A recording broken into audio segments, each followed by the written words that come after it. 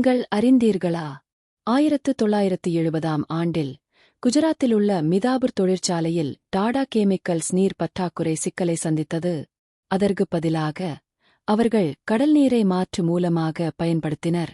இந்த சுறுசுறுப்பு மாற்றம் 1979ஆம் ஆண்டில் கடல்நீரிலிருந்து உப்பை வெளியேற்றுவதற்கான புதிய ஆலை உருவாக்கத் தூண்டியது. இது இந்தியாவில் உப்பு தயாரிப்பை புரட்சி செய்தது. 1983ஆம் ஆண்டில் டாடா உப்பு பிறந்தது. இந்தியாவின் முதல் பிராண்டட் பேக்கேட்டு அயோடைஸ்டு உப்பு. வெற்றியின் முக்கிய காரணி தூய்மை, அயோடைன் உள்ளடக்கம் மற்றும் நிலைத்தன்மை நிறைந்த உற்பத்தி.